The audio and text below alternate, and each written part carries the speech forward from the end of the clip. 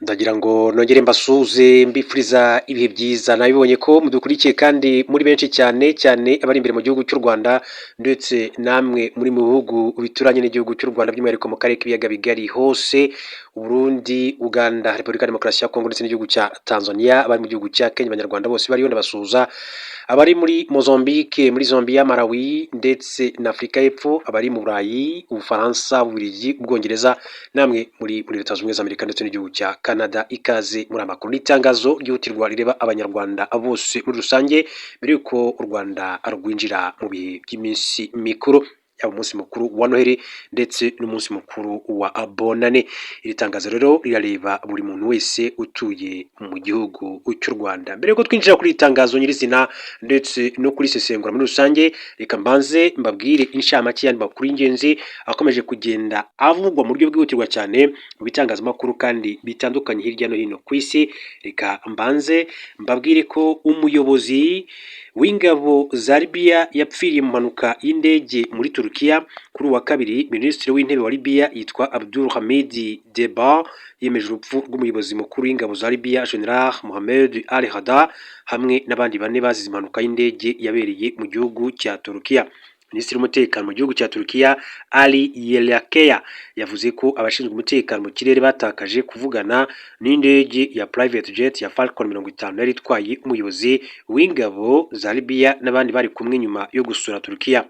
Indege yahagurutse ku kibuga cy'indege cya Esenboga i Ankara saa 2:10 z'ijoro ku isaha yaho, nk'uko Ali Yelakeya yanditse kuri X yahoze ari Twitter. Kuvugana n'indege byacitse nyuma y'iminota 40 ihagurutse nk'uko yabitangaje. Yelakeya yavuze ko indege yatanze ikimenyetso cyo kugwa byihutirwa hafi ya Haimana, akarere ko mu majyepfo ya Ankara, mbere y'uko itumanaho ryose rihagarara. Minisitiri w'intebe wa Libya yemeje urupfu rw'umukuru w'ingabo z'igihugu abinyujije kuri Facebook, aho yavuze ko impanuka ikomeye yabaye mu gihe intumwa za Libya zavaga mu rugendo rw'akazi i Ankara muri iki gihugu cya Turukiya. Akaba rero yitabye Imana aguye muri impanuka y'indege.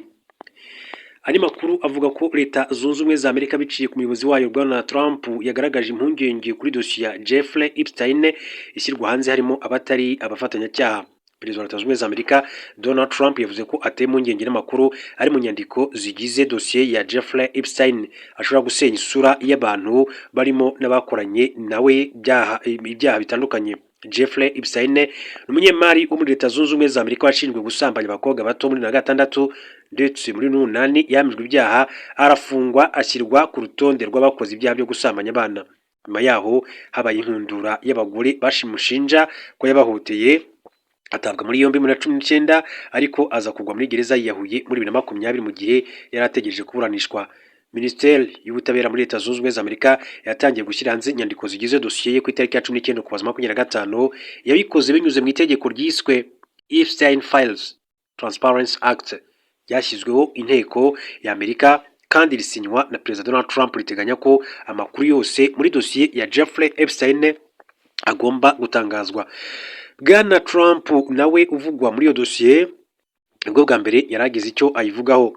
The Guardian yanditse ko Trump yagaragaje ko afitiye impuhwe abantu bazwi cyane batangazwa bagiranye imikoranire na Jeffrey Epstein ariko itarimo ibigize ibyaha, ndetse agaragaza ko Bill Clinton wahoze ari perezida wa Amerika atakaba yarashyizwe hanze muri dosiye ya Jeffrey Epstein. Avuga ko abademokrate aribo bakomeje gusaba ko amafoto n'amakuru kuri dosiye ya Jeffrey Epstein ajya hanze ngo kuko we bitari amahitamo ye. Yagize ati, nkunda Bill Clinton, nahoranye umubano mwiza nawe kandi twizerana, sinishimiye kubona amafoto ye ndetse na Jeffrey Epstein hanze, ariko n'abademokrate benshi n'abarepublike bake badakora neza basabye ko ajya hanze harimo n'ayanjye. Bwana Trump yongeye ko hari abantu benshi bababajwe n'amakuru ari muri dosiye ya Jeffrey Epstein yasohotse, harimo na Larry Summers wigisha muri kaminuza ya Harvard, ubu utorohewe nyuma y'uko emails yoherezanyijwe na Epstein zisohotse. Bwana Trump kandi yavuze ko gushyira hanze amakuru kuri dosiye ya Jeffrey Epstein bigamije kurangaza abantu kugira ngo batita ku bikorwa byiza ishyaka rye ry'abarepublike riri kugeraho. Binyuze biwe kandi bimaze gushyirwa hanze kuri dosiye ya Jeffrey Epstein harimo amafoto agaragaza Jeffrey Epstein asaba n'abantu bakomeye cyane barimo Michael Jackson, Chris Tucker, Diana Ross, Richard Branson na Bill Clinton. n'aya Andrew wahoze ari igikomangoma cy'Ubwongereza. Abanyamakuru mbere ko twihutirwa ku itangazo mbere ko tujya ku itangazo ryihutirwa rireba abanyarwanda bose, reka mbabwire ko Uburundi buvugwaho umugambi wo kongera kurwana rwihishwa muri Repubulika ya Demokarasi ya Kongo. Uburundi bufite umugambi wo kongera kurwana rwihishwa intambara y'umurasirazuba bwa Repubulika ya Demokarasi ya Kongo nyuma y'aho ingabo zabwo zitsindiwe mu rugamba rwabereye mu kibaya cya Rusizi mu ntara ya Kivu y'Amajyepfo, ubwo ingabo z'Uburundi za Repubulika ya Demokarasi ya Kongo Wazalendo na FDLR batsindwaga mu kibaya cya Rusizi. Hatashye abasirikare benshi cyane b'Abarundi, umubare w'abataha wiyongereye cyane guhera mu ijoro ryo ku itariki ya 15 ishyira ku itariki ya 16 Ukuboza. Ikinyamakuru Africa Intelligence cyatangaje ko icyemezo cyo gucyura abasirikare ku bwinshi cyashingiye ku cyifuzo u Rwanda rwagejeje ku Burundi tariki ya 15 Ukuboza, ubwo abahagarariye ibihugu byombi muri rwego rw'umutekano bahuriraga mu nama yabereye ku mupaka. Gucyura ingabo nyinshi cyane ku Burundi kwahuriranye no kuva mu mujyi wa Uvira kw'abarwanyi ba FC23, icyemezo bafashe mu rwego rwo kubaka icyizere mu biganiro by'amahoro bibahuza nabo muri leta ya RDC. Leta y'u Burundi n'iya Repubulika ya Demokarasi ya Kongo zagaragaje ko zitizera ko abarwanyi ba FC23 bavuye mu mujyi wa Uvira. Hari impunzi nyinshi cyane z'abanyekongo zashatse gutaha ziva mu Burundi ariko zimwa inzira kuko imipaka iracyafunze. Bigaragara ko nubwo Uburundi buherutse kandi gucyura ingabo nyinshi cyane, bugifite igitekerezo ko cyo kongera guhungana n'abarwanyi ba FC23 ufatanyije n'ingabo za Repubulika ya Demokarasi ya Kongo n'Abazalendo byo byatangiye kugaba ibitero mu bice bikoze ku kiyaga cya Tanganyika birimo Makobola. Makuru ava muri Kivu y'Amajyepfo avuga ko mu mujyi wa Baraka muri teritwari ya Fizi hari brigade y'abasirikare b'u Burundi igizwe na batayo 11 iri mu gace ka Gatanga, iya 29 iri muri Tujenge ndetse n'iya 16 iri ahitwa Tujenge. Abasirikari basabwe kwitegura kurwana mu gihe imirwano ya FC23 n'ingabo za RDC na Wazalendo yakomeza kubasatira mu mujyi wa Baraka, kandi ko kuva mu cyumweru gitaha bazambara impuzankano y'igisirikare cy'abanyekongo FARDC. Aya mayeri niyo ingabo z'Uburundi kandi zakoresheje mu mpera z'23 ubwo zahanganiraga n'abarwanyi ba FC23 mu ntara ya Kivu y'Amajyaruguru, by'umwihariko muri teritwari ya Masisi. Gusa inyinshi ntizabyumvaga kuko impuzankano yatumye zirushaho kumva ko intambara atari yazo. Hari abasirikare benshi cyane b'u Burundi FC23 yafatiye ku rugamba bambaye impuzankano y'igisirikare cya RDC. Perezida Evariste Ndayishimiye yari yakanye abita abarwanyi umutwe witwaje intwaro wa Tabara ashingiye ku kuba bahuje ururimi rw'ikirundi. Bivuga ko Perezida Evariste Ndayishimiye afite inyungu bwite mu ntambara muri RDC, ikaba ariyo mpamvu rero adakora abasirikare b'igihugu cye muri Kivu y'Amajyepfo. FC23 yagaragaje ko igihe cyose izagabwaho ibitero izarwanaho kinyamwuga, narwanirire kandi abasivili mu burasirazuba bw'iki gihugu cya Repubulika Iharanira Demokarasi ya Kongo. Ikaze rero kuri aya amakuru mbabwira ko hari itangazo rimaze gushyirwa ahagaragara na guverinoma y'u Rwanda. Ni itangazo rireba abanyarwanda bose mbere yuko binjira mu minsi mikuru mu gihugu cy'u Rwanda. Iri tangazo nahoze nyuzamo amaso rireba abanyarwanda bose muri rusange, akaba ari n'itangazo navuga ko ari ryiza, itangazo ryiza rwose rireba abanyarwanda bose. Umuganda rusange rero usoza ukwezi k'Ukuboza no kwezi kwa 12 wari uteganyijwe tariki 24 Ukuboza 2025 wakuweho mu gufasha abaturage kwitegura iminsi mikuru rero isoza umwaka. Minisiteri y'Ubutegetsi bw'Igihugu y'u Rwanda yasabye abaturage rero ko kuri uwo munsi bazita ku isuku y'aho batuye. Itangazo rwose ryiza cyane ku banyarwanda bose. Ati mu rwego rwo kwitegura iminsi mikuru isoza umwaka, umuganda rusange ntuzaba ku itariki ya 24 Ukuboza 2025. Abaturage bazita ku bikorwa by'isuku aho batuye. Ati muzagire iminsi mikuru myiza. Ngiryo rero ni itangazo ryashyizwe ahagaragara na Minisiteri y'Ubutegetsi bw'Igihugu cy'u Rwanda. Rero ari itangazo rireba abanyarwanda bose. Hanyuma rero reka dukomeze turebera hamwe n'andi makuru atandukanye akomeje kugenda avugwa. Ni makuru atandukanye akomeje kugenda avugwa. Reka tujye kuri mugabo witwa General Doumbouya ni wo muri Guinée Conakry. Ati mu gihe muri Guinée Conakry barabarira iminsi ku ntoki kugira ngo bongere batore umukuru w'igihugu nyuma y'imyaka igera kuri 5. Abaturage baherukaga rero mu matora mu Kwakira 20 ubwo batoraga Alpha Condé wayoboraga kuva muri 2010. General Mamadi Doumbouya uyobora inzibacyuho Abdoulaye Yero Bardé, Makale Kamala, Ibrahima Abe Sila, Faye Lansana Milimono, Abdoulaye Kuluma, Mohamed Nabe, Buna Keita ndetse na Mohamed Sharif Tunkara nibo bakandida bari guhatanira umwanya mukuru w'igihugu. Muri abakandida General Doumbouya niwe uhabwa amahirwe menshi cyane yo gutsinda amatora y'umukuru w'igihugu hashingiwe hanini ku mbaraga za politiki arusha abo bahanganye, mu gihe rero gusobanukirwa ubuzima bwe bwihariye guhera kuva ku ivuko kugeza mu murwa mukuru Conakry. Uyu ni General Mamadou Doumbouya. General Mamadou Doumbouya, inyandiko z'irangamimerere zigaragaza ko General Mamadou Doumbouya yavutse mu mwaka w'1984 abo mu gace ka Banankoroda mu karere ka Kankani. Bamuzi neza bahamya ko yavutse mu mwaka w'1980 avukira mu bana bagera kuri 5 mu muryango uciye bugufi. Se wa General Mamadou Doumbouya yacuzaga petroli kuri gare yo mu mujyi wa Kankani. Uburebure uyu musirikare akomora ku mubyeyi we bwatumye abo mu ishuri ribanza rya Dramé Oumale bamwita Abdou Diouf, perezida muremure wayoboraga Senegal muri ibyo bihe. No mu gihe General Mamadou Doumbouya yari umwana yagiraga amagambo make. N'ubu ni umuntu utuje ukunda siporo cyane cyane basketball ndetse n'iteramakofe. Umwe mu bakorana nawe bya hafi yagize ati n'uyu munsi agira amagambo make. Ubwo yarangizaga amashuri abanza yoherejwe mu murwa mukuru Conakry aba kwa se wabo ku myaka 16 cyangwa 17 nibwo yavuye muri Guinée ajya mu Buholandi. Abenshi bahamya ko General Mamadou Doumbouya yagiye mu Buholandi bigizwemo uruhare na Ousmane Kaba wamenyekanye nka Bakala, inshuti ye bakuranye muri Kankani yabaga muri iki gihugu cy'i Burayi. General Mamadou Doumbouya ageze mu Buholandi yabaye mu mujyi wa Nijmegen, Annemasse ndetse na Harlem. Muri Nijmegen yabaye umukinnyi basketball mu ikipe yaho. Muri Arnhem aba umukozi w'iposta. Yafashe icyemezo cyo kuva mu Buholandi ubwo akazi ke kavukagamo ibibazo. Yimukiye mu Bwongereza ahurirayo n'umwe mu bajyanama be ba hafi Ousmane Doumbouya i Londres. Yahakoze akazi ko kurinda umutekano kuvuga umusekirite, ava na bouncer w'akabyiniro. Yavuye mu Bwongereza imukira mu Bubiligi, naho ahava ajya mu Faransa i Paris. Yakundaga gusura iduka rya mushiki we mu karere ka Chateau Rouge, aho yahuriye n'umuyobozi w'ibiro bye Djiba Diakité.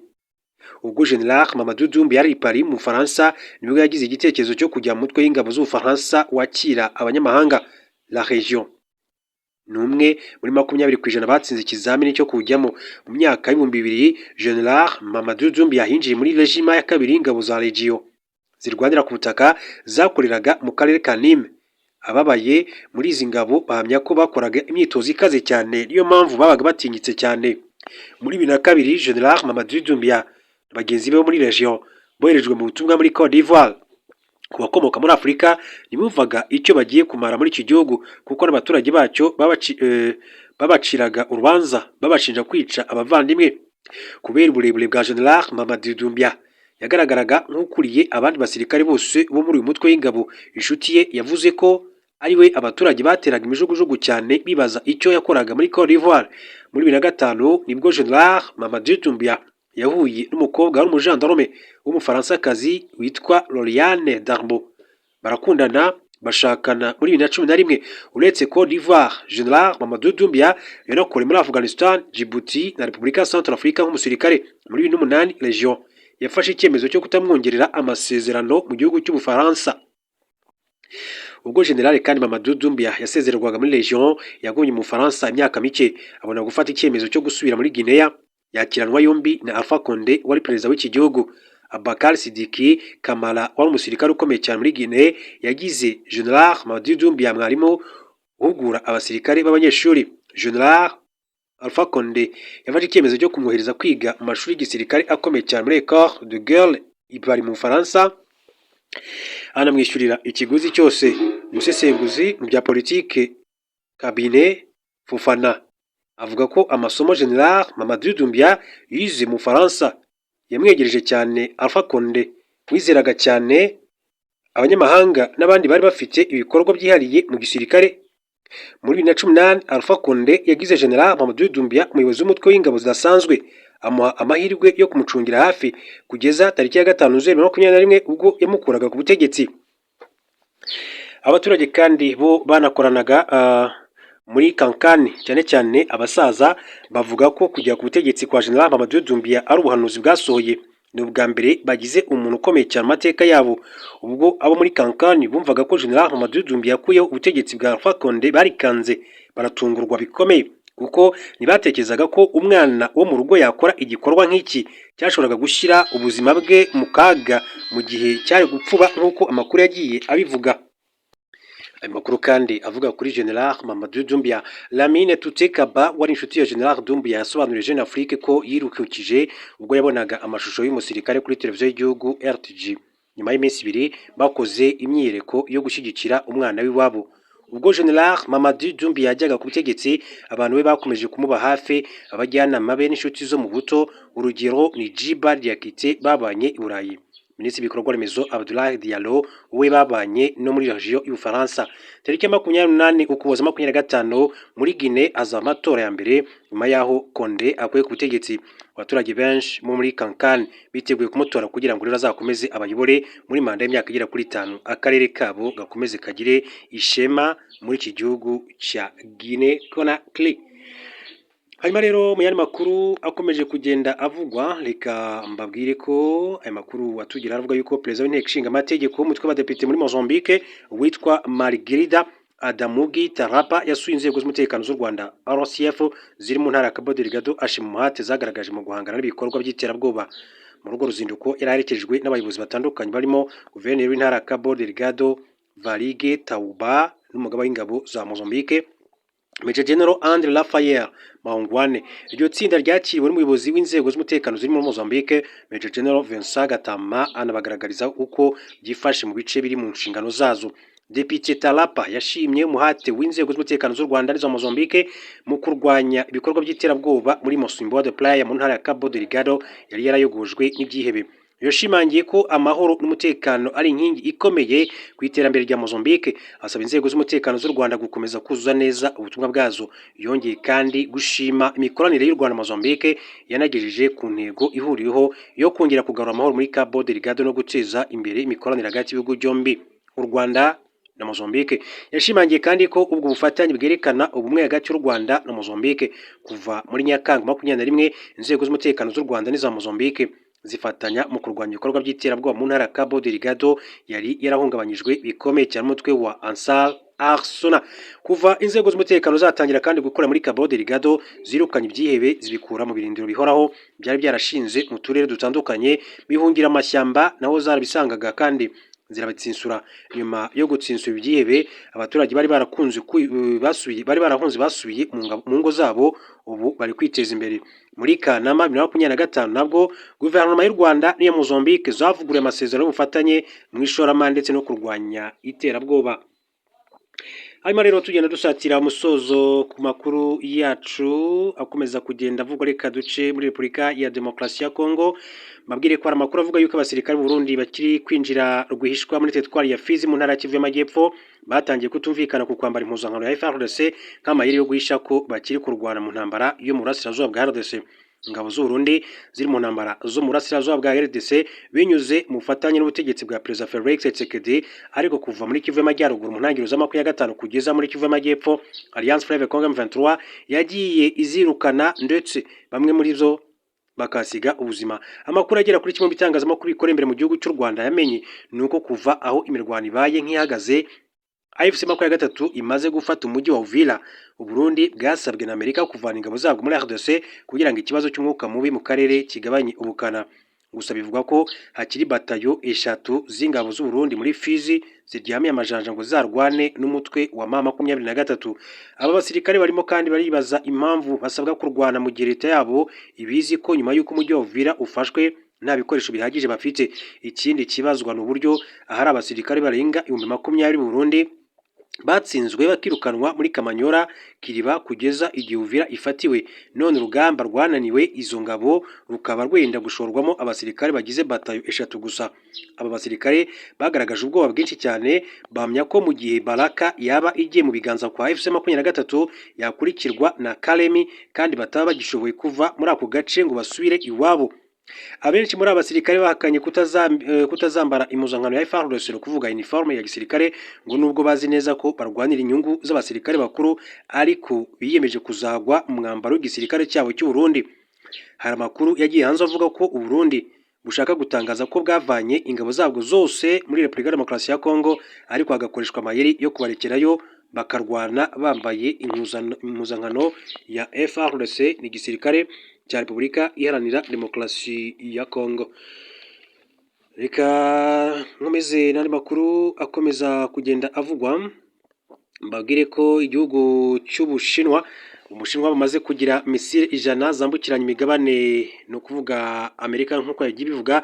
Raporo ya Minisiteri y'Ingabo ya Leta Zunze Ubumwe za Amerika yagaragaje ko Ubushinwa bushobora kuba bumaze kugira mu bubiko misile zirenga 100 zambukiranya imigabane, no kuvuga Intercontinental Ballistic Missile ICBMs mu bigo byabugenewe bitandukanye, by'umwihariko hafi y'umupaka wabwo na Mongolia. Iyi raporo itarashyikirizwa ku mugaragaro kandi inteko ishinga amategeko ya Amerika igaragaza ko nubwo Minisiteri y'Ingabo ya Amerika yari yarigeze gutangaza ko hari ibigo bishya Ubushinwa bwubatse bibikwamo izo misile, itari yagaragaje ko hari misile nshya zabitswemo. Ivuga ko misile Ubushinwa bufite arizo mu bwoko bwa DF-31 kandi ziri mu zifite ubushobozi buhambaye.